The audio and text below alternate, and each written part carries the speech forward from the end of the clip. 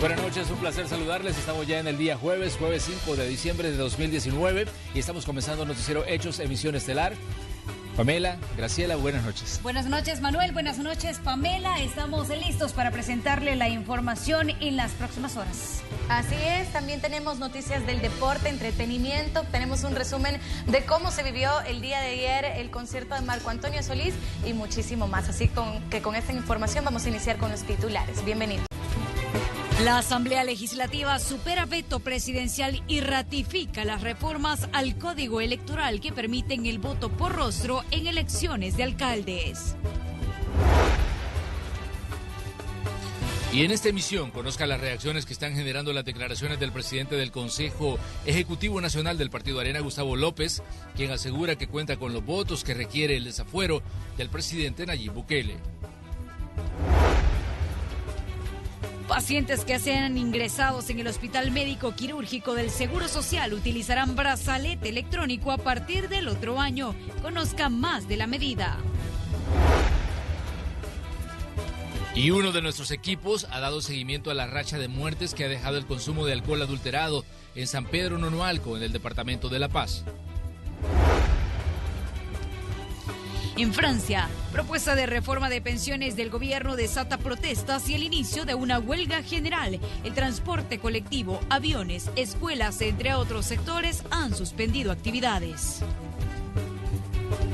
Bien, y vamos a comenzar con el detalle de las informaciones, hablando de un tema que ha generado mucha controversia y que ya está en el centro del debate y de la polémica. Nos referimos a las declaraciones que ha dado Gustavo López Davison, presidente del Consejo Ejecutivo Nacional del Partido Arena, quien habla de contar con los votos necesarios para desaforar al presidente de la República, al presidente Nayib Bukele. Sin embargo, Manuel, el FMLN todavía no ha sentado una postura sobre este tema porque, en palabras de su secretario general, estamos hablando de Óscar Ortiz, él aseguró que no es un tema que se esté discutiendo. Sin embargo, y hacemos énfasis en los números que revela la Asamblea Legislativa, y por lo menos entre Arena y el FMLN sí se consolidarían los 43 que son necesarios para desaforar al mandatario. En el siguiente informe le presentamos los detalles. Precisamente basado en calumnias, en difamaciones que han hablado en contra de mi persona, del ciudadano presidente Nayib Bukele, nosotros tomamos la decisión, personalmente, para poder ir a la sala a que demuestren realmente las acusaciones. Este es el aviso que lanza el presidente del COENA, Gustavo López Davison, contra el mandatario Nayib Bukele, luego de semanas de enfrentamientos en redes sociales y denuncias interpuestas ante la Fiscalía General de la República. López Davison asegura que el proceso es para que enfrente una demanda impuesta por él mismo por el supuesto delito de difamación y por lo que pide una indemnización de $8 millones. Recordemos que antes el presidente de la República lo señaló de hurtar cargamento de la Fuerza Armada y de cometer estafa agravada a la institución. Y no tengo la menor duda de que ahí no hay interpretación más que la que es. Y esperamos que se actúe y tengo la confianza que se tendrán esos votos para poder, y hay que dejar en claro, esto no es un golpe de Estado, como andan diciendo tantos que son de noticias falsas, de fake news. Por el contrario, es para que pueda demostrarse, como cualquier salvadoreño, que lo que está diciendo es cierto o es falso. Según el presidente de Arena, tiene el apoyo de más de 43 congresistas quienes están dispuestos a votar a favor del desafuero. Incluso bancada de otros partidos políticos se fusionaría para hacer la petición.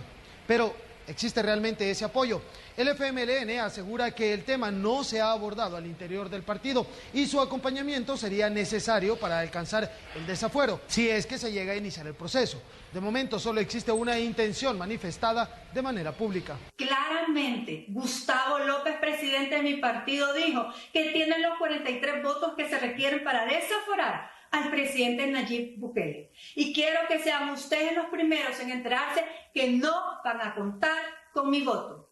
Ustedes saben que yo no me voy a prestar al juego de pacto de corruptos. ¿Y qué piensan los diputados de otras fracciones políticas? Yo creo que está loco. Está loco.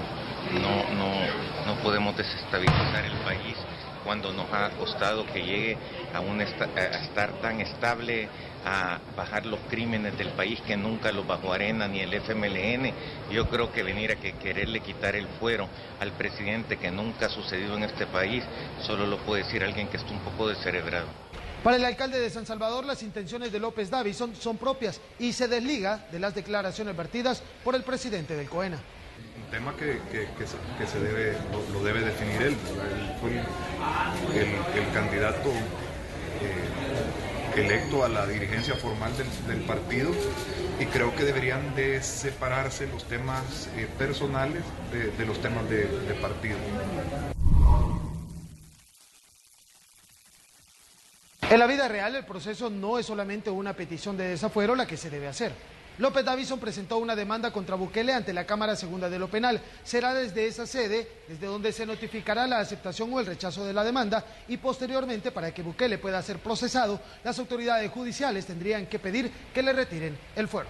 Estos son los hechos que usted debe conocer. El presidente de la República opinó sobre la solicitud que pudiera hacer el dirigente del partido Arena, Gustavo López, a la Asamblea Legislativa para retirar el fuero al mandatario Nayib Bukele, algo que política y legalmente no tiene fundamento, de acuerdo al funcionario. ¿Qué espera también de la visita de la Comisión Interamericana de Derechos Humanos aquí en nuestro país? ¿Qué espera de la evaluación del Estado? Bueno, lo que esperamos es que den un informe que sea objetivo, que marque la diferencia entre lo que son los compromisos del nuevo gobierno con algunos de los fallos que dio la Corte Interamericana en el pasado, que no se habían cumplido. Nosotros estamos totalmente de acuerdo a cumplir con los fallos, tanto que da la Corte Interamericana de Derechos Humanos como las recomendaciones que da la Comisión, pues son dos entidades distintas, la Comisión, que tiene la sede en Washington, y la Corte, que tiene la sede en Costa Rica. Anteriormente, el presidente Nayib Bukele enfrentó otras acusaciones. Le comentamos, en 2016, cuando fungía como alcalde de San Salvador, fue señalado de tener participación en los ciberataques contra la prensa gráfica. En el año 2017, enfrentó un proceso judicial acusado de expresiones de violencia contra la mujer en perjuicio de la ex síndica la comuna capitalina Xochitl Marchelli. Fue también absuelto de las acusaciones ese mismo año. El exsecretario de Comunicaciones de la Presidencia, Eugenio Chicas, acusó a Bukele de calumnia. El proceso judicial finalizó con la conciliación entre ambas partes y el pago de $50,000 por parte del ahora mandatario. Este año, el presidente Nayib Bukele fue señalado de recibir dinero de la empresa Alba Petróleos, que es investigada por lavado de dinero. Bien, y vamos a revisar otros datos que tienen relación con el tema que estamos analizando esta noche, y es que en situaciones anteriores ya hubo gente que fue desaforada. Les recordamos el caso del exministro de la Defensa, Atilio Benítez, acusado de los delitos de estafa, actos arbitrarios, tenencia y comercio ilegal de armas. Esto en 2016, y recientemente el magistrado de la Cámara Tercera de lo Civil, Jaime Escalante, acusado de agredir sexualmente a una niña de 10 años en la colonia Altavista. Estos son casos en los que se ha hablado de este término, desafuero.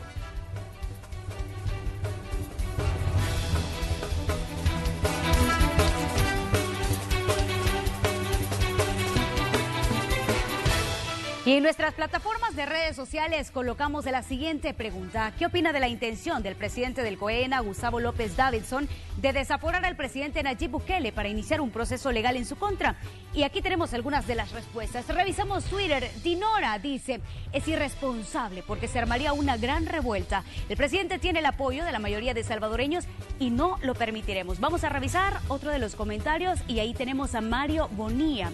Si lo hace, se echará más encima el pueblo y el pueblo revocará esa decisión. Ahora vamos a revisar los comentarios de Facebook, y aquí tenemos a Carlos Mancía. Para desaforar a alguien debe haber un antejuicio. Si los votos ya están en sí al desafuero, solo muestra que hay plenamente intereses y arreglos oscuros con otros partidos, más aún cuando a una sola fracción no le dan los votos para hacerlo. Vamos a revisar, y aquí tenemos a nuestro fan destacado, Daniel López. Él dice, puede ir a juicio con o sin desafuero. Igual van a haber pruebas y terminar en lo mismo. Se van a perdonar más los actos que ellos hacen. Recuerde participar con nosotros a través de redes sociales, siempre estamos posteando este tipo de interrogantes para usted, pero también salimos a las calles, esto para conocer la opinión de la ciudadanía en torno a este tema.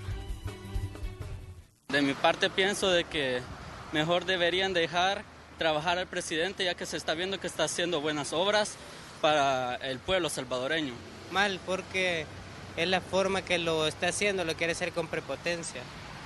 O sea, ¿cómo le va a quitar el fuero a una persona cuando él lo está haciendo bien? El presidente está, todo lo que ha, ¿cómo decirte?, el bienestar que le ha dado el país, y venga el presidente del COEN y le quiere quitar eso, lo veo muy mal. En Arena hay un gran historial de corrupción.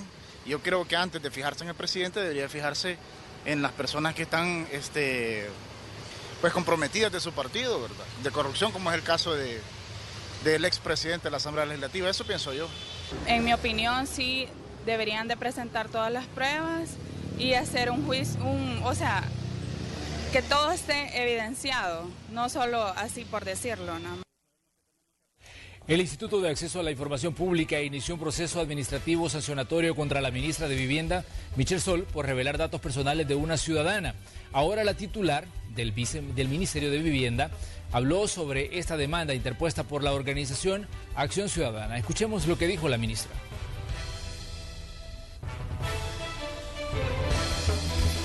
Yo lamento, tal vez la señora se le había olvidado, yo estaba preocupada porque la Corte de Cuentas podía auditar que no se le había dado el dinero y nosotros ya le habíamos entregado $1.800. Entonces a mí me preocupó que la señora se le hubiera olvidado que se le había entregado el dinero y sí se le había entregado. Sobre esta apertura administrativa del Instituto de Acceso a la Información. Ahí se va a llevar el proceso, ahí va a estar un abogado viendo esa parte. Y en la plenaria de este jueves, los diputados avalaron superar un veto del presidente Bukele para que en los próximos comicios las elecciones municipales sean por rostro. 64 votos fueron suficientes para superar el veto del Ejecutivo y que se apliquen las reformas al Código Electoral para que en 2021 se incorpore la fotografía de los candidatos a alcaldes en la papeleta electoral. Esta es la segunda ocasión que los congresistas superan un veto en el mandato del presidente Bukele. Es una facultad que nos da el 138 de la Constitución de la República, superar un veto, y el que se pueda poner la foto del candidato a alcalde representa una democracia más informada para el ciudadano elector. Muchas veces se esconden detrás de una bandera los candidatos. La medida no fue avalada por todas las fracciones. El mismo presidente de la Asamblea considera que no es viable la reforma. Las banderas van a pasar a un segundo o tercer término. Porque una persona con muchos recursos, al final se va a volver a un macho sin dueño, incontrolable por parte del partido político. Entonces es mejor que ya no existan partidos políticos porque debilitan la institucionalidad partidaria. Desde que nosotros nos abstuvimos de votar y esperamos pues de que esta situación más adelante pueda generar un decreto en el que exista la participación en la papeleta de votación o la identificación en la papeleta de votación de los aspirantes a concejales. El voto por rostro podría materializarse en 2021, pero la decisión está en manos de la Corte Suprema de Justicia, a quien el alcalde de San Miguel pide que esté del lado de los ciudadanos. Eso hace también reafirmar de que hay una apuesta a la modernidad y un avance a la democracia. Ahora, si eso se va a la sala de lo constitucional, yo le pido a los magistrados de la sala también que se pongan del lado de la ciudadanía. No es lo mismo votar por una bandera sin saber quiénes se arropan en esa bandera que ver el rostro de la persona. El Ejecutivo vetó la reforma al considerar que se viola el principio de racionalidad en el gasto público por el aumento del costo de impresión, además de considerar que no se justificaba que el candidato a alcalde fuera el único de los miembros de la planilla de aspirantes reconocidos por los votantes. Tatiana Funes, Noticiero Hechos. Pero el presidente de la República recientemente, si nos vamos a la fecha, fue el pasado 21 de noviembre, vetó el decreto que pretendía imponer sanciones más altas por no actualizar el padrón electoral. El mandatario aseguró que en ese entonces la medida era inconstitucional. En la Asamblea Legislativa se ha mantenido una tensión con el Ejecutivo. Los congresistas también han superado vetos del presidente. Uno de los más recientes fue la reforma por medio de la cual los diputados le asignaban el 50% de los fondos recaudados de los impuestos al tabaco, licores y arma, eso para el Fondo Solidario para la Salud.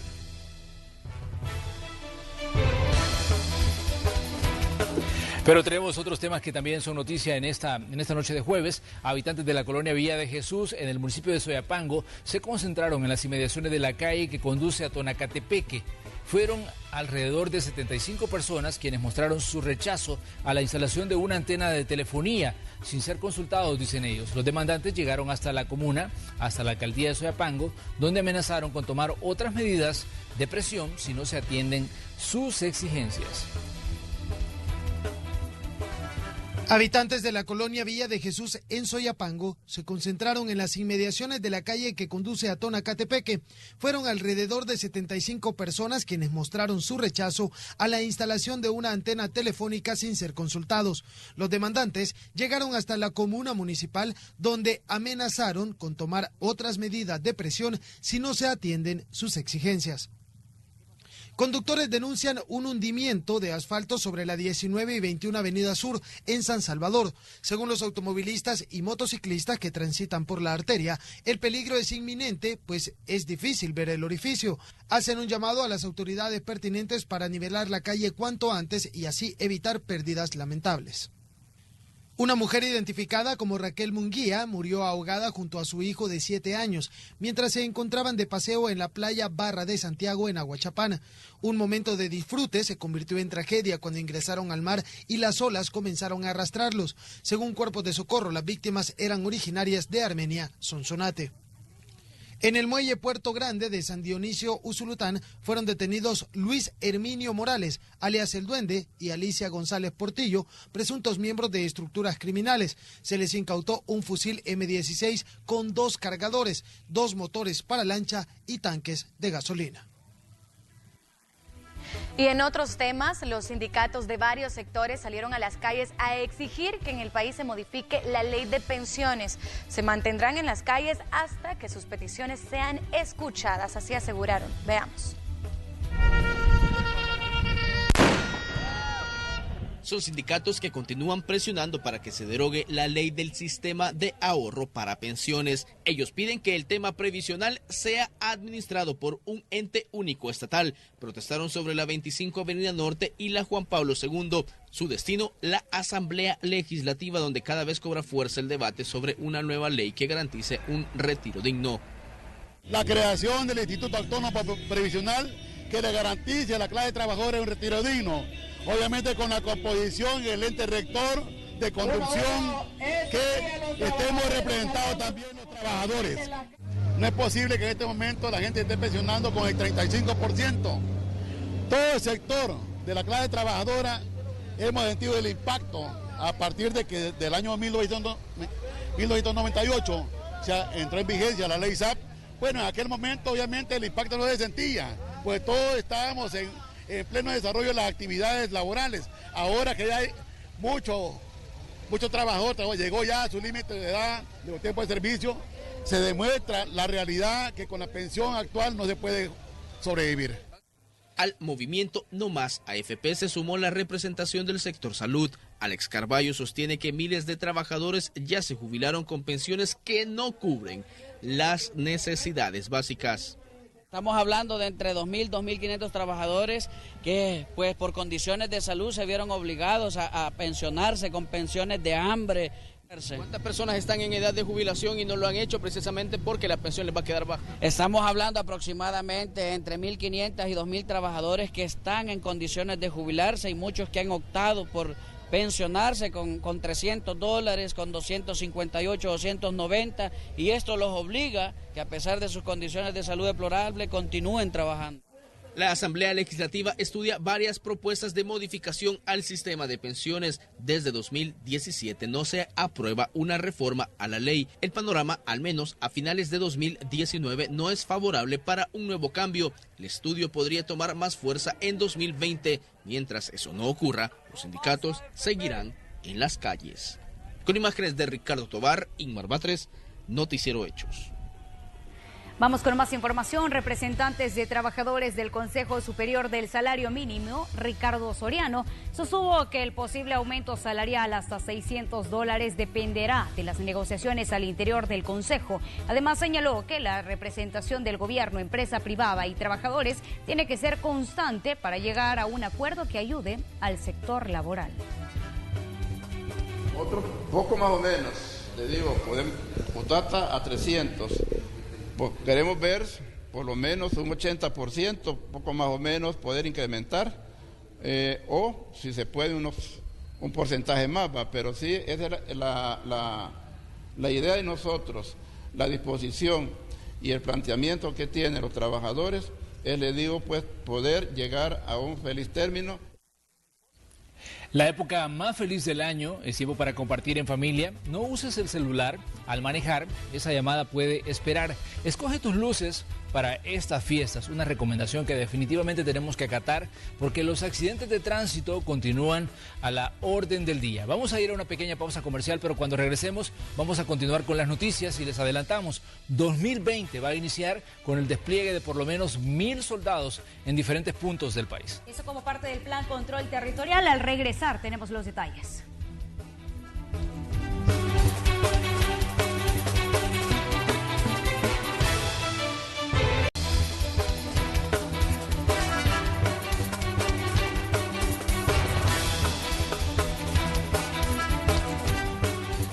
Gracias por continuar con nosotros. Se lo adelantábamos antes de nuestra pausa. La Fuerza Armada ya cuenta con los nuevos elementos que se vendrían a sumar al Plan Control Territorial.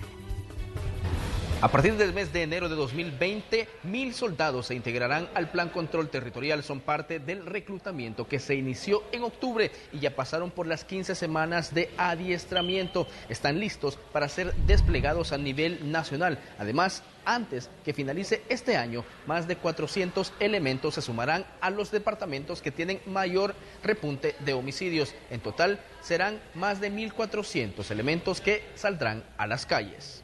Y luego tenemos 408 que ingresaron en agosto, los cuales ya finalizaron su adiestramiento, el par 15 que le llamamos nosotros, de 15 semanas, y cuando el señor presidente regrese de su gira por Asia, él va a hacer la clausura de los cursos de ellos, los cuales ya quedarán a disposición también para el Plan Control Territorial, y que él ya lo anunció en la reunión del Gabinete de Seguridad, que los vamos a emplear junto con la Policía Nacional Civil en las áreas suburbanas y en el área rural, en los departamentos, en Aguachapán y en San Miguel, que son donde había más índices de homicidios. Pero aprovechando esas convocatorias, el crimen organizado siempre intenta infiltrarse en la Fuerza Armada, sin detallar cuántas personas fueron separadas antes y durante el proceso de admisión. Francis Merino Monroy sostiene que las pandillas no desisten de ingresar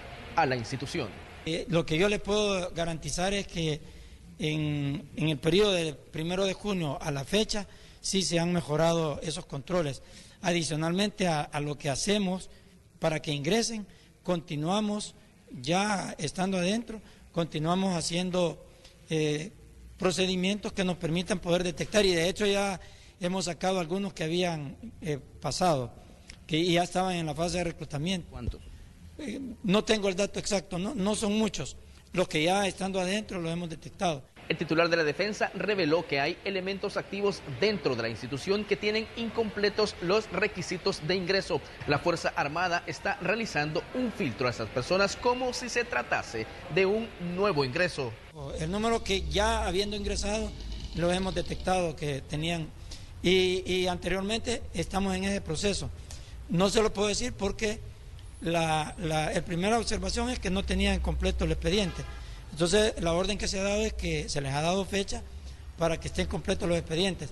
Y en esa fecha lo que estamos haciendo es cruzando información con la Dirección General de Reclutamiento y Reserva y la unidad militar donde están de alta.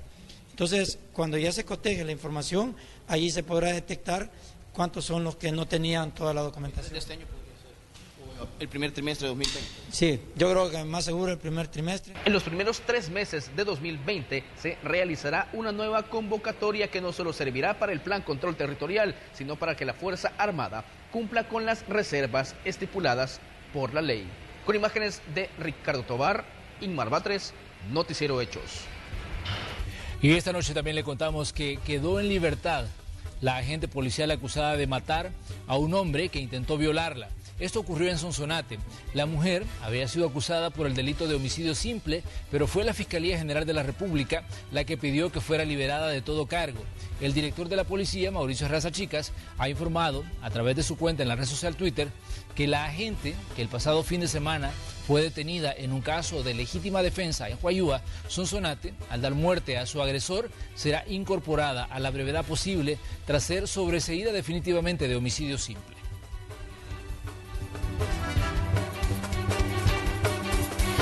También les comentamos que en un operativo policial se logró la captura de un peligroso pandillero que estaría relacionado a varios ataques hacia los elementos de la PNC en Santa Tecla. Agentes de la sección táctica operativa de la PNC, en coordinación con investigadores de la Delegación Libertad Centro Sur, capturaron a José Ernesto Pérez Marroquín, alias El Espey, reconocido integrante de pandillas, a quien se le imputan los delitos de organizaciones terroristas, homicidio agravado, conspiración de homicidios, entre otros. Puede ser muchos esfuerzos, donde también anteriormente muchos esfuerzos de unidades especiales de la policía, mucha coordinación interinstitucional entre la Fiscalía General de la República, también ha ayudado pues para que se le pueda dar captura. La zona sur de acá de Santa Tecla, principalmente lo que es los cantones El Matasano, área rural de Zaragoza, Ayagualo, que es principalmente donde últimamente se ha estado moviendo. Al momento de la captura, las autoridades le incautaron una escopeta, una pistola 9 milímetros y 2 teléfonos celulares. En el lugar también se capturó a 3 personas más, quienes según investigaciones eran sus colaboradores. Pues también fueron detenidos las personas que las acompañaban, porque definitivamente la forma como se mueven, cómo evaden a la justicia, cómo evaden a la policía, pues es diversa y tiene mucha movilidad con el apoyo de diferentes integrantes pues de la misma estructura. En las próximas horas los detenidos serán enviados hasta los tribunales para iniciar el proceso legal en su contra. Con imágenes de Juan Castellano, este es un informe para Noticiero Hechos, de Ernesto Cornejo. Vamos a revisar las estadísticas porque según las autoridades de junio a la fecha se reportan más de 22.000 capturas a nivel nacional. Las detenciones se han realizado por delitos como homicidio, extorsión, privación de libertad y asociaciones ilícitas.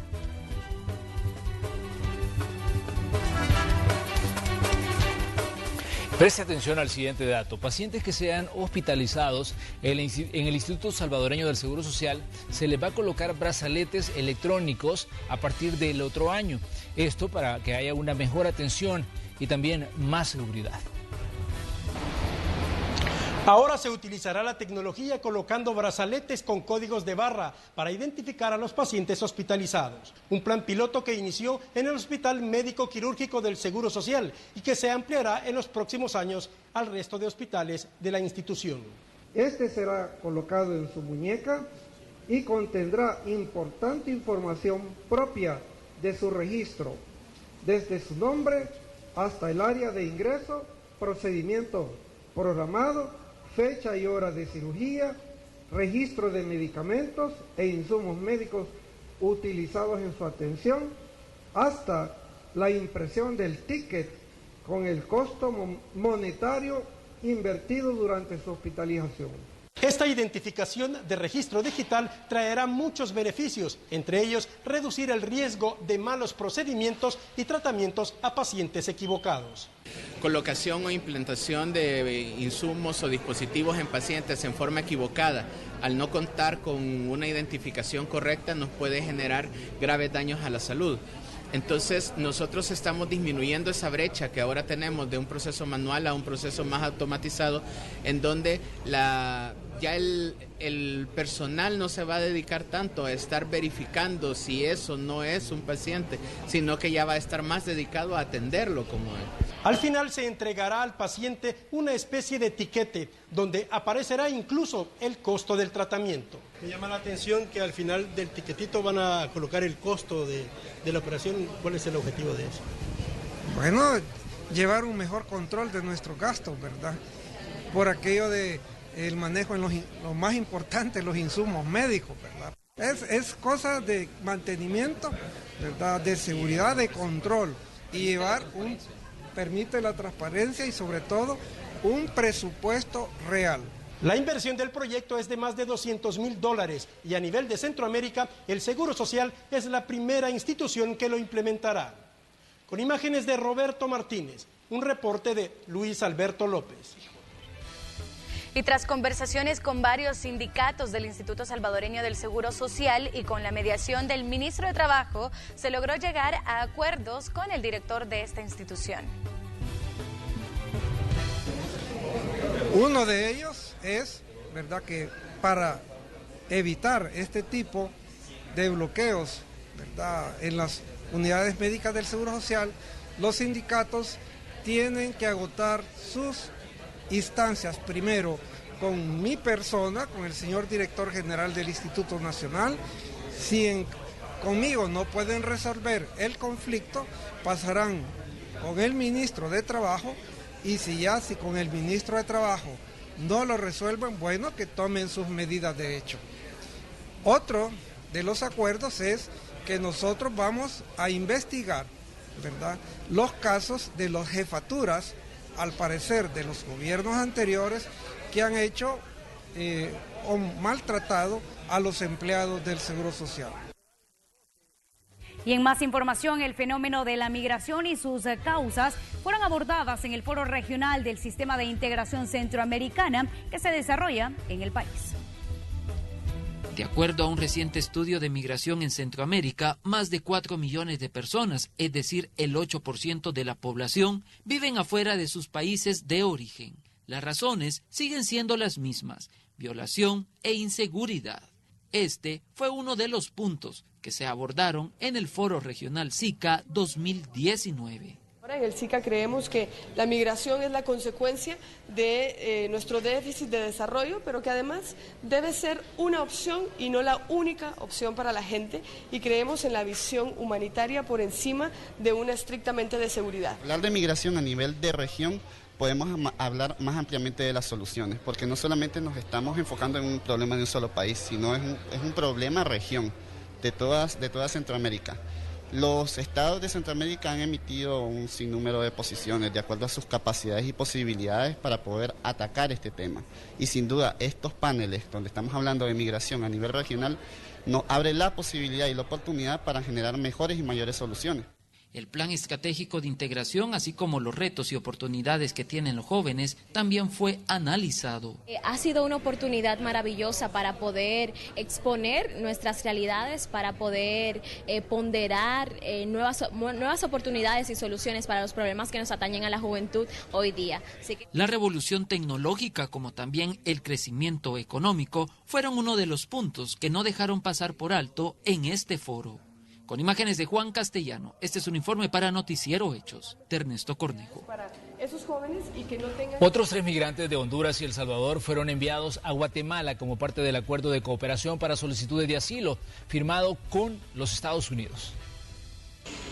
2 hondureños y un salvadoreño llegaron junto a un grupo de 81 deportados guatemaltecos, pero solo 2 de ellos solicitarán quedarse bajo protección en Guatemala. Este es el segundo envío de solicitantes de asilo hacia Guatemala, procedentes de Arizona, Estados Unidos. 2 de ellos optaron por solicitar refugio en Guatemala y una solicita, en este caso, ser trasladada a su país, ser retornada a su país de forma voluntaria. La vocera de Migración asegura que no se permitió el acceso a los medios para resguardar sus identidades, siguiendo endureciendo los protocolos de seguridad. Posterior a ello, el salvadoreño y hondureño que pidieron asilo fueron trasladados a Casa del Migrante, donde les están dando el resguardo humanitario y asesoría para iniciar el proceso. Acompañamiento de asesoría legal para las personas, los expedientes, las citas que van a hacer en la ORMI para que puedan acceder al asilo en el país. Entonces la Casa del Migrante brinda toda esta ayuda. Sin embargo, el director de Casa del Migrante indicó que recibieron más de 9.200 migrantes en 2019, superando las cifras anteriores. La migración no va a parar con fronteras, con muro, con tercer país seguro, porque las necesidades de las personas son muy grandes en la región norte de Centroamérica. El otro hondureño fue retornado a su país a su pedido, con el apoyo de la Organización Internacional para las Migraciones, bajo el programa de retorno voluntario. Eugenia Sagastume, Voz de América, Guatemala. Así nos iremos a una breve pausa comercial. No nos cambie, que al regresar tenemos información de noticias internacionales. Así es, un ataque que se ha registrado en Pearl Harbor. Regresamos enseguida.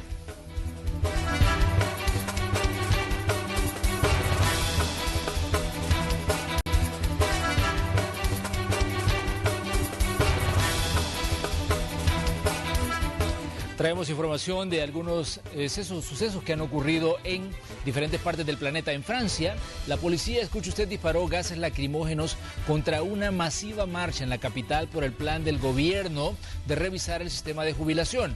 Anunció además que ha provocado una huelga general en ese país, que se ha paralizado los aeropuertos, el tren, escuelas, entre otras instituciones. La policía dice que unas 65.000 personas salieron a las calles de la capital francesa y más de 800.000 en toda la nación.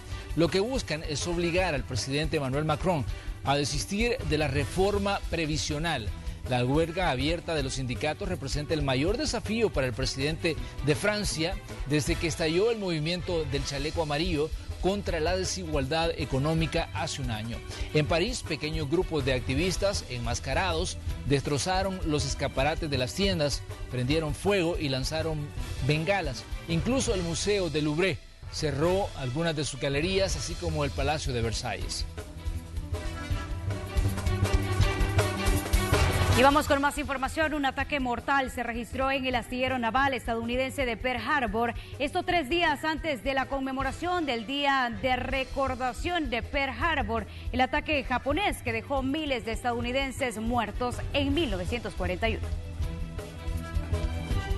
Un tiroteo dejó 2 muertos y un herido en el astillero naval de Pearl Harbor, en Hawái. Las autoridades revelaron que el pistolero, un marinero, se quitó la vida tras cometer el ataque. Indicaron que las identidades de los fallecidos serán reveladas tras notificarle su muerte a sus parientes más cercanos. Cristian Castillo estaba trabajando en la base cuando ocurrió el tiroteo.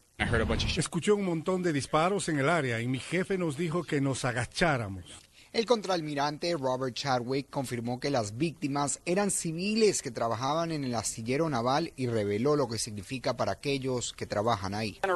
Generaciones de locales han trabajado en este astillero. Esto es una tragedia para todos aquí. Chadwick añadió que el pistolero estaba asignado al submarino USS Columbia, que se encontraba en la base por mantenimiento rutinario. Indicó también que el motivo del ataque está siendo investigado por varias agencias, incluyendo el Servicio de Investigación Naval.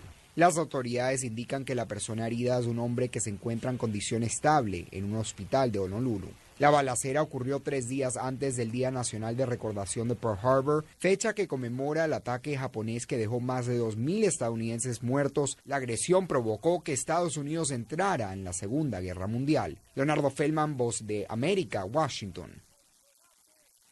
Y los demócratas en la Cámara de Representantes preparan la acusación formal contra el presidente Donald Trump, el paso previo para lanzar un juicio político contra el mandatario. Después de más de un mes de investigaciones en el Congreso para un posible juicio político, los demócratas dan el paso. El presidente ha tomado parte en un abuso de poder, socavando nuestra seguridad nacional y poniendo en peligro la integridad de nuestras elecciones. Hoy pido a nuestro presidente de la comisión que proceda con las acusaciones formales para el juicio político. Con la solicitud de la presidenta de la Cámara de Representantes, los demócratas prepararán ahora la acusación formal contra Donald Trump, una acusación que deberá someterse a votación en el Pleno de la Cámara. Los demócratas tienen la mayoría ahí, por lo que todo apunta a que será aprobada. Esta votación seguramente ocurrirá antes del 20 de diciembre, que es cuando los legisladores tienen su receso por las fiestas navideñas. Eso nos pondría ya en enero para el juicio político que tendrá lugar en el Senado. La Casa Blanca no tardó en reaccionar. Su portavoz afirmó que tanto Pelosi como el resto de los demócratas deberían estar avergonzados por dar este paso y dijo esperar un juicio justo en el Senado.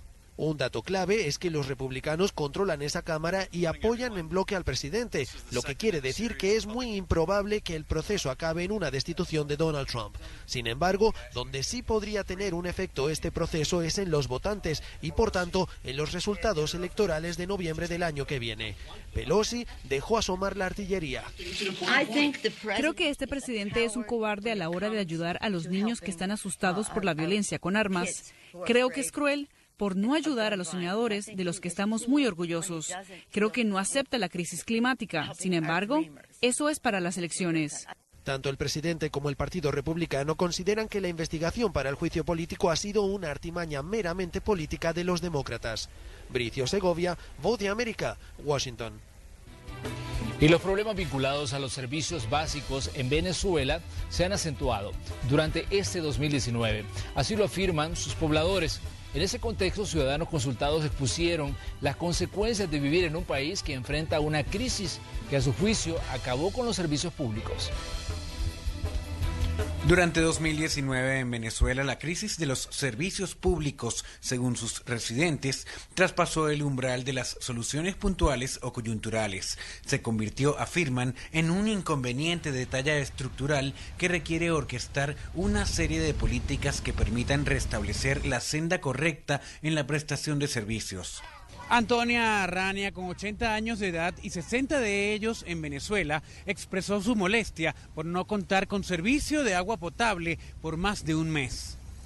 Hacen la publicidad que están trabajando para mandar agua, pero ¿a dónde está peor todavía? Así que el gobierno diga a dónde está el agua que mandan. ¿Para dónde va? Porque todo el mundo está quejando. Venezuela entera está sufriendo de agua. Otros resaltan que este ha sido el año más complejo en materia de servicios y que actualmente se están violando los derechos de los ciudadanos. Los servicios públicos no sirven, hermano, ninguno. No solamente este año, ¿no? Claro, si hablamos de este año, la cosa es más crítica, ¿verdad? La cosa es peor. Aquí la luz baja y sube, se nos quema la nevera, se nos quema la lavadora, no tenemos absolutamente... ¿Cómo es posible que viviendo en el centro de Caracas, a 2-3 cuadras de Miraflores, no tenemos aquí unos buenos servicios? El presidente en disputa del país, Nicolás Maduro, dijo que en vista de la situación aprobó recientemente nuevos recursos. Esos se aplicarían a iniciativas estratégicas en el área de servicios públicos y serían entregados en enero de 2020. Álvaro Algarra, Voz de América, Caracas. Manipulación y graves irregularidades fueron detectadas durante el proceso electoral en Bolivia, esto según el informe final de la auditoría de la misión de observación electoral de la OEA. El documento también incluye cientos de denuncias. En este documento se lee que en dichos comicios hubo manipulación dolosa e irregularidades graves que hacen imposible validar los resultados emitidos originalmente por las autoridades electorales bolivianas. El informe también detalla que el Tribunal Supremo Electoral de Bolivia permitió la filtración de información a servidores externos, con lo que se dio a la manipulación de la información. Hechos puntuales como la existencia de un servidor externo, fantasma, entre comillas, con acceso pleno al sistema electoral, con capacidad de adulterar y modificar actas, resultados o estadísticas. El tema de la presencia de una serie de vulneraciones a la cadena de custodia del material electoral. El senador del Partido Unidad Demócrata de Bolivia, Óscar Ortiz, quien estuvo durante la entrega de este informe en Washington, asegura que lo que sucedió en las elecciones de Bolivia crea un precedente para la región. Los descubrimientos que ha hecho la OEA sobre cómo se pretendió hacer este fraude, particularmente mediante manipulación informática, establecen un precedente valiosísimo, no solo para Bolivia, sino a nivel internacional, para dar una señal clara de que estos fraudes van a ser detectados. Por su parte, en pasadas oportunidades, el expresidente Evo Morales ha criticado el rol de la OEA. Luis Almagro y la OEA se suma a este golpe de Estado. En las casi 100 páginas del documento, la misión de observación electoral dice que hubo más de 200 denuncias con información sobre las manipulaciones e irregularidades durante el proceso electoral que no se pueden ignorar. Yasmín López, Voz de América, Washington.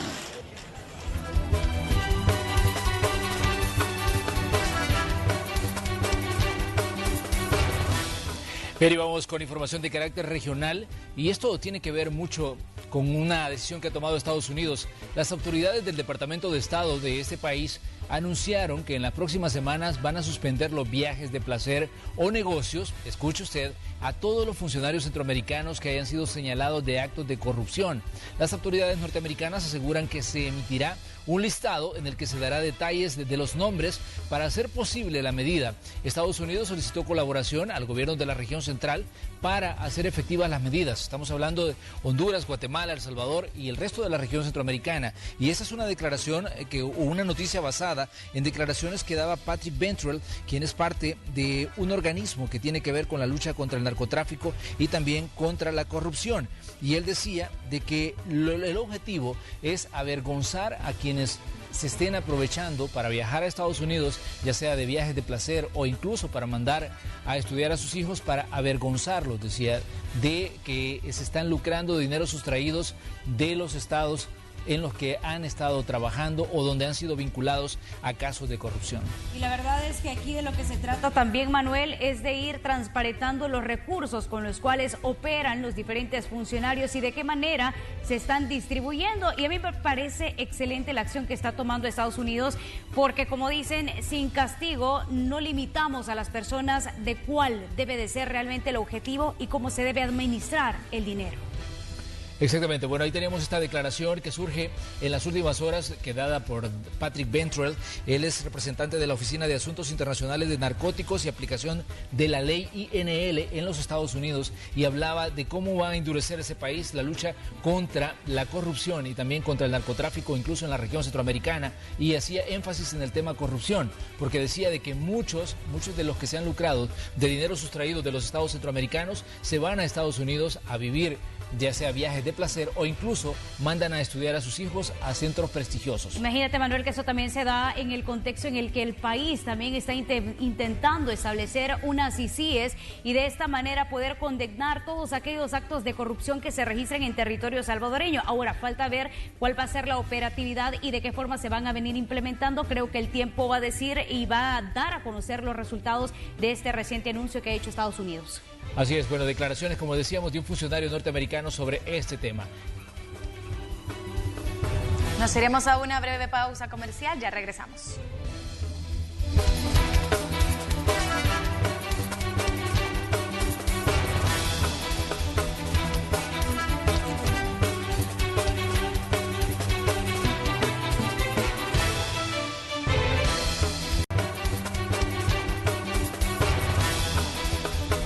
Gracias por continuar con nosotros. Son las 8 de la noche con 57 minutos y llegó el momento de los deportes. Nuestro compañero Néstor Hernández nos tiene el resumen.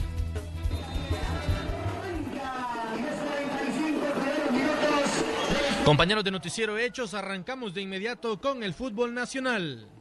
Se disputó el primer partido de liguilla en este torneo Apertura 2019, el que se jugó en el Estadio Las Delicias entre Santa Tecla y Municipal Limeño. El partido que arrancó con un golazo de Kevin Reyes al minuto 9 para darle el primer gol del encuentro, la ventaja para Santa Tecla. Pero el partido fue un baile una y otra vez. Salió inspirado el equipo del mexicano Marco Sánchez Yacuta. Gilberto Baires, minuto 24, con el segundo gol del partido. 2-0, Santa Tecla en su campo sacando ventaja, porque de emparejar la serie se declinaría a favor del cuadro cuchero. Sin embargo, otra vez echó tierra el equipo de Santa Tecla con una gran jugada, dejando los espacios, sirviendo Álvaro Lizama para Armando Polo y el panameño, minuto 57, 3-0. Santa Tecla sacó la victoria goleada que lo encamina a las semifinales. Sí, creo que el equipo alcanzó un nivel de intensidad bastante alto, que es como entrenamos siempre, y es a lo que aspiramos nosotros, a ser un equipo que maneje un ritmo alto en los partidos, y cuando las condiciones se den, como hoy, pues aprovecharlo. Hoy los muchachos fueron muy contundentes, propusieron el partido, Desde que lo planeamos sabíamos que teníamos que sacar ventaja de local, fuimos contundentes y le agradezco también el esfuerzo a todos los muchachos porque ellos realmente demostraron esa intensidad para dividir cada pelota, para ganar y hambre de querer avanzar, hambre de ser campeones. Mis compañeros me ayudaron a levantar mi nivel en los últimos partidos, creo que vengo de menos a más. Hoy fue un gran partido de parte de los 11 y los 3 cambios que entraron, creo que fueron muy fundamentales también y pues les doy gracias a mis compañeros por ayudarme a mí y yo a ellos, entonces creo que vamos por buen camino, igual como el profe menciona, ahorita no estamos confiados, allá vamos con la mentalidad que vamos a un 0-0 y no nos podemos confiar porque la serie todavía puede cambiar. La verdad que Santa Tecla le apostó mucho a la posesión de balón, pobló muy bien su media cancha y creo que ahí pues él tomó ventaja en eso. Además también nosotros como tuvimos ciertos desaciertos en algunos jugadores que no estuvieron a la altura de lo que venían realizando y eso pues provocó que Santa Tecla tomara ventaja tempranamente. Pero el partido de vuelta será este próximo domingo en el estadio Ramón Flores Berríos de La Unión, ahí donde Municipal Limeño intentará darle la vuelta. Necesita una victoria por 3 goles para llevarse la serie y clasificar a la próxima instancia. Santa Tecla aguantar el resultado y así meterse de nuevo a una semifinal de la primera división. En más información relacionada al fútbol nacional, en la Asamblea Legislativa llegaron los dictámenes y los diputados aprobaron la nacionalización de los jugadores. Primero, Cristian Gil Hurtado, el jugador del equipo platense de Zacatecoluca de la segunda división, con 55 votos obtiene la nacionalización para ser salvadoreño. Luego, uno de sus hermanos, Brian Gil Hurtado, el de Club Deportivo FAS, con 50 votos recibe de la Asamblea Legislativa la aprobación para ser efectiva la nacionalización como salvadoreño, al igual que Mayer Andrés Gil Hurtado, el jugador de la segunda división, específicamente del Brujos Mario Calvo, quien obtuvo 59 votos y es el tercero de los hermanos Gil Hurtado que recibe la nacionalización como salvadoreño. El principal objetivo de los diputados que promovieron esta situación es que puedan jugar como nacionales en la primera división y también que puedan ser parte de selecciones nacionales. Sobre todo el caso de Brian Gil Hurtado, un jugador que en Club Deportivo FAS y Chalatenango ha destacado en los últimos torneos. Este es el reporte que le teníamos preparado aquí en Noticiero Hechos. Pase buenas noches. Les saludó Néstor Hernández. Gracias por continuar con nosotros. Les comento que diferentes instituciones firmaron un acuerdo, para limpiar el río Lempa. Conozca más en el siguiente informe. La contaminación en los ríos es uno de los principales problemas que preocupan a las autoridades por las afectaciones que produce al medio ambiente y las especies que habitan en esos espacios. Para prevenir la expansión de la problemática, el Ministerio de Medio Ambiente y The Ocean Cleanup firmaron un acuerdo para limpiar los desechos plásticos en el río Lempa. El río recorre los diferentes departamentos, va contaminándose cada vez más, principalmente al llegar al Cerrón Grande. Hemos visto el problema de la ninfa, del jacinto de agua, que es una planta invasora que ha proliferado por la gran cantidad de nutrientes que existen en el agua en el río Lempa. Vamos a invertir en este país con máquinas que tienen tecnología del nivel más alto. Y además vamos a trabajar con todas sus universidades, entonces es un intercambio de tecnología y de conocimiento. Una de las consecuencias de la contaminación es el cambio climático. Las sequías han ocasionado pérdidas millonarias en los cultivos y en otros casos, lluvias abundantes que de igual forma han producido afectaciones. Y es que se estima que el 12% de la biodiversidad del mundo está concentrada en 8 países de la región del Sistema de Integración Centroamericana, SICA. Como país producimos el 0.04% de las emisiones a nivel mundial. Somos afectados por las emisiones que suceden alrededor del mundo. Los países más industrializados, que son los que contribuyen más a la huella de carbono, son los que están ocasionando este fenómeno llamado cambio climático. Parte de las metas de la organización es limpiar 1000 ríos en los próximos 5 años, los cuales generan el 80% de la contaminación en los océanos. Con imágenes e informe de Marcela Rivera. Bien, y tenemos otras noticias. Con casi el 90% de los fondos comprometidos para el cierre de este año, Fomilenio 2 presentó su informe de su cuarto año de gestión. Fomilenio 2 tiene más de 4 años de financiar proyectos orientados a mejorar el capital humano, infraestructura logística, clima de inversiones para reducir la pobreza a través del desarrollo económico y el crecimiento.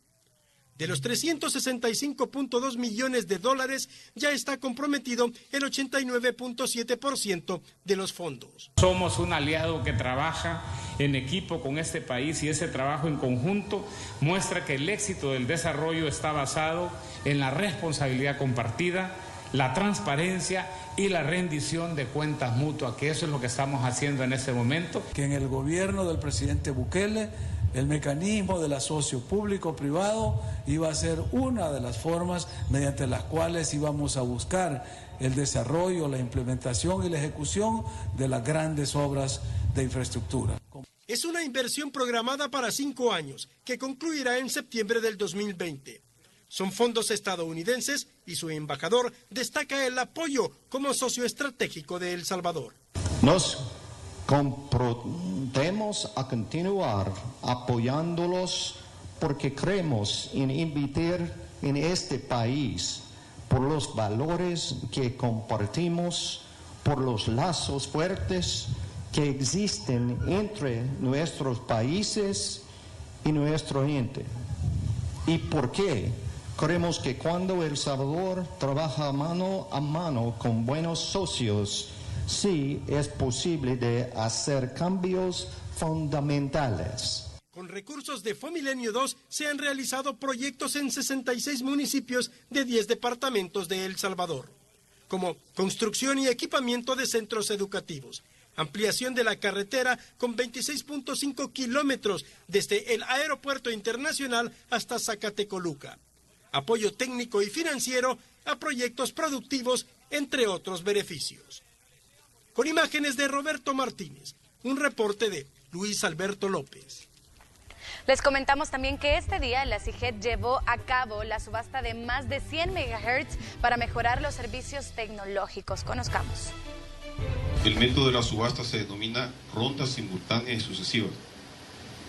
Es decir, todos los bloques se subastarán al mismo tiempo. Para mejorar los servicios de Internet y telefonía, la Superintendencia General de Telecomunicaciones subastó 120 MHz de la banda AWS, que vendrá a agilizar la navegación y descarga desde los dispositivos móviles. En esta subasta participaron 2 operadores de telefonías, quienes se sometieron a un largo proceso. Se han inscrito en 9 bloques y tenemos 12 bloques, entonces van a sobrar 3 bloques que lo podemos sacar en una nueva subasta el próximo año. Ahí ya son unos nuevos términos de referencia, pero como estos han sido un éxito, posiblemente se ocupen los mismos términos de referencia para la próxima subasta. De acuerdo con el titular de la CIGET, actualmente en El Salvador se cuenta con 207 MHz y con el monto subastado se tendrá un aumento del 58%. Vamos a tener un Internet verdaderamente 4G con una calidad similar a la de Estados Unidos, calidad de Estados Unidos y a nivel nacional. Ya no más vamos a tener esos problemas en que se caía el Internet por situaciones en donde habían muchos usuarios concentrados en ciertos lugares. Con esta subasta se espera que el Estado tenga un ingreso de 77 millones de dólares. Con imágenes e informe de Marcela Rivera. Vamos con más información. Como parte de su gira por Asia, el presidente de la República, Nayib Bukele, su familia y la comitiva salvadoreña que viajó desde Beijing hacia Shanghái en uno de los trenes más veloces del mundo. A su llegada, el mandatario se reunió con el secretario del Comité Municipal del Partido Comunista y miembro del Buró Político del Comité Central, con quien conversó sobre diferentes temas de carácter político, económico y social, y logró un nuevo acuerdo de cooperación, esta vez para el manejo sostenible de ciudades en materia de desechos sólidos, el ornato y la seguridad. El funcionario chino considera que la visita del presidente Bukele permitirá que las autoridades e instituciones de Shanghái hagan cooperación para favorecer a los gobiernos locales, permitiendo que el país se convierta en un referente de ciudades sostenibles Posteriormente, el presidente Nayib Bukele fue invitado a realizar un recorrido en ferry por el río Huangpu, uno de los atractivos turísticos de Shanghái, la ciudad más grande de China, con 24 millones de habitantes, y es considerada el núcleo financiero del gigante asiático e importante sede del desarrollo tecnológico.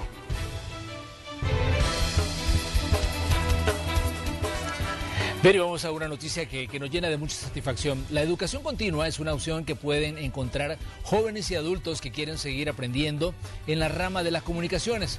Esto lo pueden hacer aquí en Red Salvadoreña de Medios, en nuestra Escuela de Comunicaciones.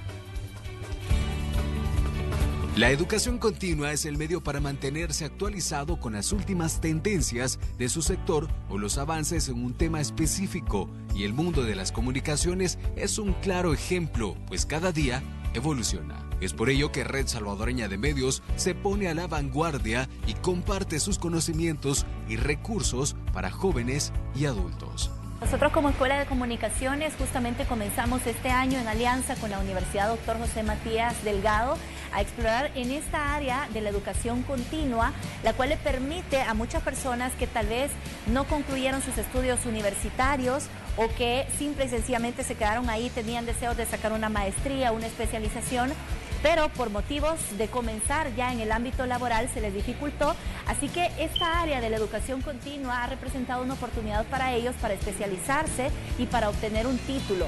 RSM creó la primera escuela a nivel nacional que pone a disposición su staff profesional, instalaciones y equipamiento para facilitar la adaptación al mundo laboral de los medios de comunicación.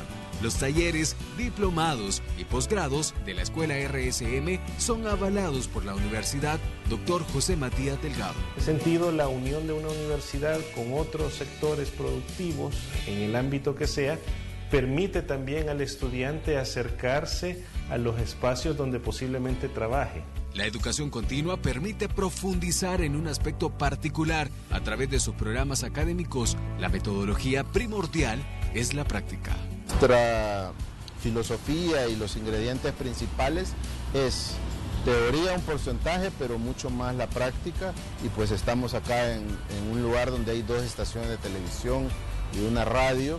Entonces acá los alumnos practican en situaciones reales.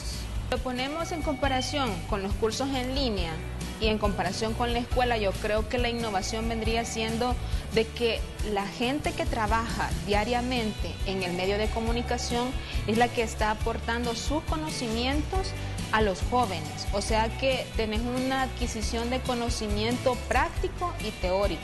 Desde su creación, la Escuela de Comunicaciones de la Red Salvadoreña de Medios tiene como misión formar líderes que sean capaces de aplicar los conocimientos, herramientas y administración de las nuevas tecnologías de la información.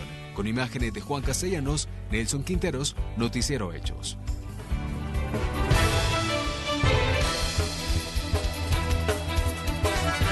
Y preste atención a lo siguiente, en San Pedro Nonualco se investigan las muertes por posible venta de licor adulterado. Esto ha dejado varias muertes y uno de nuestros equipos viajó hasta este municipio para conocer más de esta situación. Al menos 9 personas han fallecido desde el pasado 26 de noviembre a la fecha por supuestamente ingerir alcohol de uso tópico. David Ernesto Bernal era un joven atento y trabajador que se podía observar en las calles de San Pedro Nonualco, pero el pasado martes regresó a su casa y sintió un fuerte dolor abdominal. El dolor que dice que primero dice que tenía el dolor, me dijo, de allí donde quizás donde le iba apurando, cuando le temblaban las canillas, porque así hacía las canillitas, ¿ves? Y ya se fue quedando. Entonces yo vi que se le sumía esto de aquí así, ¿ve? Y le puse la mano aquí, mire, le hacía duro así. Según sus parientes, David tenía más de 10 años de ingerir bebidas alcohólicas, pero nunca le había pasado nada. Nunca había nada, ni enfermo, ni nada. Él tomaba todo. Pero allí fue, yo digo que fue esa cosa, saber que ingirió él para poder, porque él no se enfermaba, nunca se enfermaba. Él desde que tomaba, él no se enfermaba. Él comía todo y él caminaba. En este pueblo, por una ordenanza municipal desde el 2012, se prohíben los establecimientos de bebidas embriagantes. Esto ha generado a que muchos vendan en la clandestinidad. Estamos trabajando, en los últimos meses hemos estado trabajando en una ordenanza para que regule la venta, la comercialización de estas bebidas alcohólicas. Así nosotros podemos tener un control sobre estas ventas, ¿verdad? Y con la ordenanza también ya le damos nosotros autoridad a la PNC para que actúe a las que no logren tener sus permisos, porque de todo el mundo es sabido que esto no lo podemos controlar, no podemos desaparecer las cantinas por completo.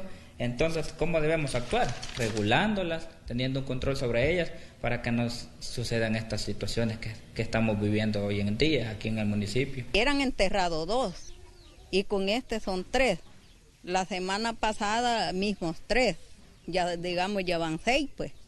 Ajá. ¿Y a qué se debe eso? Dicen que por tomar, ¿verdad? De siempre mismo licor, pero no saben si será el alcohol. La Unidad de Salud y la Alcaldía han empezado una campaña donde muestran fotos de frascos de alcohol que podrían ser el problema. Estamos haciendo perifoneos, estamos haciendo visitas casa por casa, concientizando a la población y que denuncie también si ve que alguien está vendiendo este tipo de bebidas. Hemos denunciado a la Fiscalía, estamos esperando los resultados. Mientras investigan las posibles causas de estos fallecimientos, las autoridades hacen el llamado a la población a no tomar estas bebidas que podrían estar adulteradas. Para Noticiero Hechos, Eric Alfaro. Bien, es momento de que vayamos a comerciales, pero le pedimos a ustedes que sigan con nosotros. Somos Noticiero Hechos, Emisiones Estelar. Ya volvemos.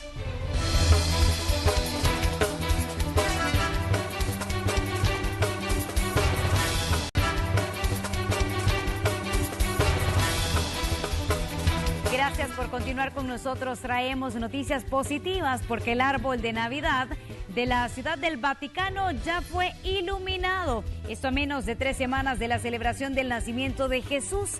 La madera utilizada en el pesebre este año proviene de árboles que cayeron durante el mal tiempo, esto en la provincia italiana de Trentino en octubre de 2018, donde murieron 2 personas. La natividad es un símbolo de la tragedia ocurrida. Aquí lo bonito es las luces que ya fueron encendidas en la Ciudad del Vaticano.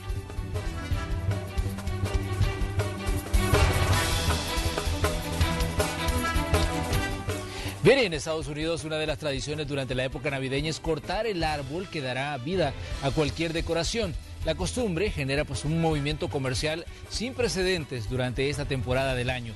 Vamos a ver cómo los norteamericanos se preparan para estas festividades.